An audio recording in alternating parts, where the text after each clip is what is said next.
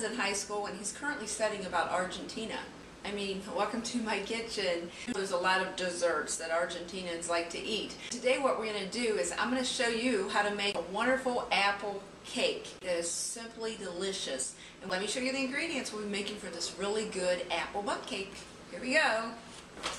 On my stovetop I have some apples that I've fried up.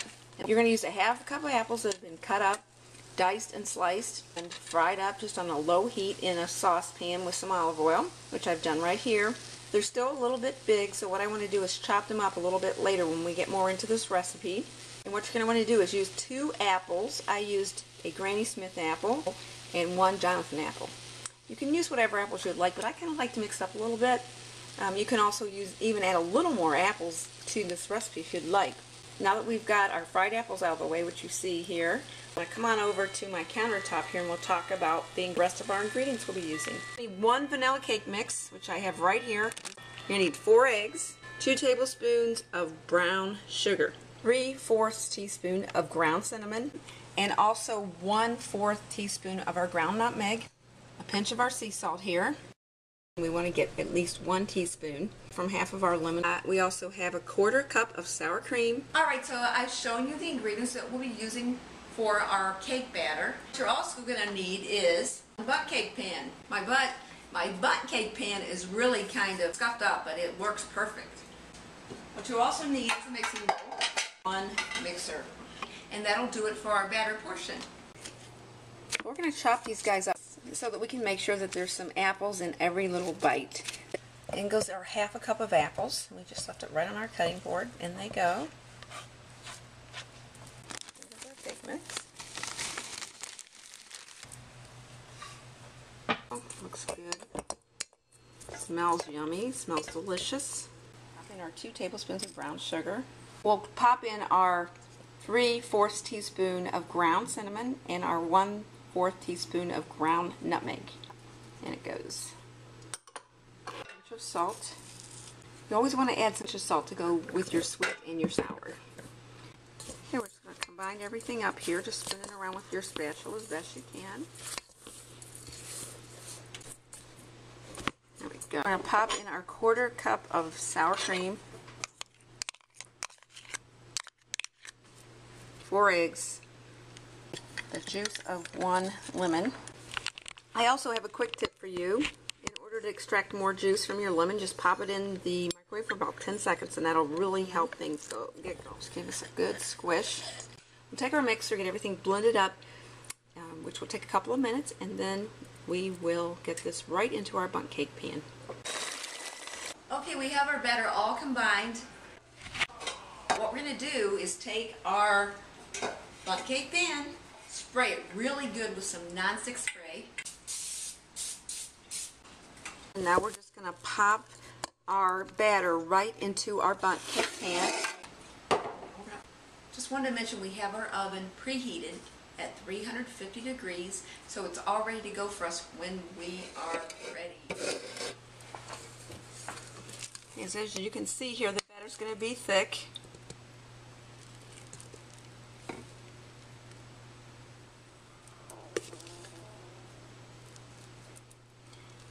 You want to get it as even as you can around the circumference of your Bundt cake pan.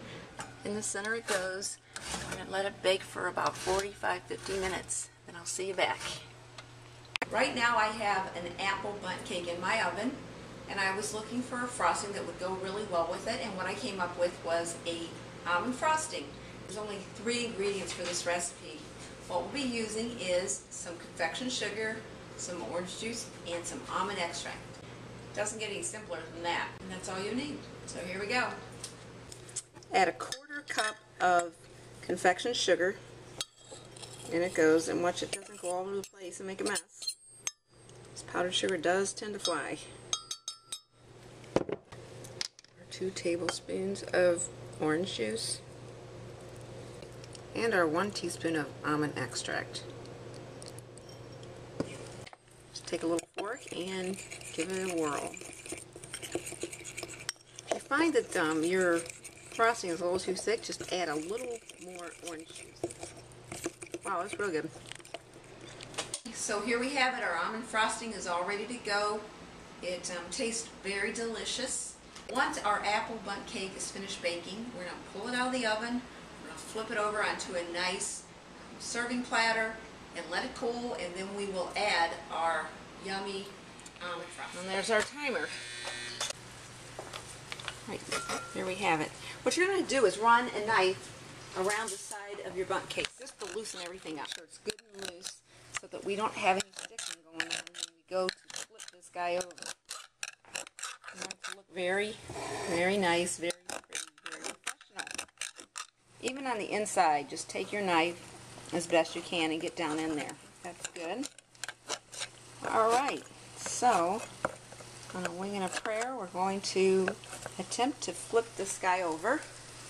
And what I like to do is I'm going to take my pedestal right here, and I'm going to put it on top, right on top of my bundt cake. Just like that. So on the count of 3, we're going to give our bundt cake a flip. We have our pedestal here, our serving dish, on top of our bundt cake. What we're going to do is flip. We don't want to get burnt, and we don't want to drop anything, so do it real quick. All right.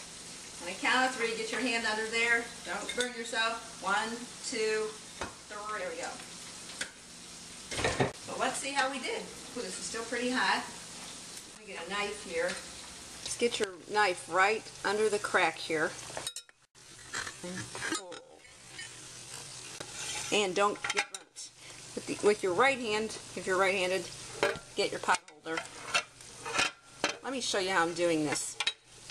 We inverted our cake. We took our butter knife and we put it underneath our bundt cake pan, and now what we're going to do is remove it. The reason I'm showing you this is that I don't want you to get upset with me if you burn yourself. Get your, with your left hand, you want to add your pot holder onto that and remove it over, and there you go. Our apple bundt cake is definitely cooled off. Also found some cinnamon sticks, and we're going to use that to just give this a really pretty appearance and just add to the whole thing of it. There's our cake. Doesn't that look wonderful? And it came out just perfect. No wounds, no scars, just perfect. Alright, so here we are. Our frosting slash glaze is right here, and we're just going to pop it on top of our cake. Just kind of drizzle it over. Just start here. Just want to go back and forth all the way around the cake.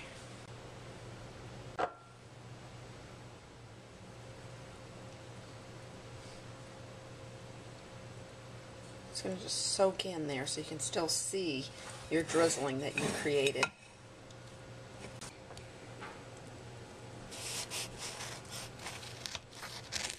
Set up very nicely. Look at the sliver. We're really in a rush here. Early when I was baking this cake, I also made dinner while it was baking, and now we've got places to go, so you know how that goes. Very nice, very cinnamony. I really like the flavor of the almond glaze. It complements the cinnamon really good. This apple bundt cake is perfect to represent Argentina tomorrow for my son for school, and I hope I can get like 28 pieces out of it.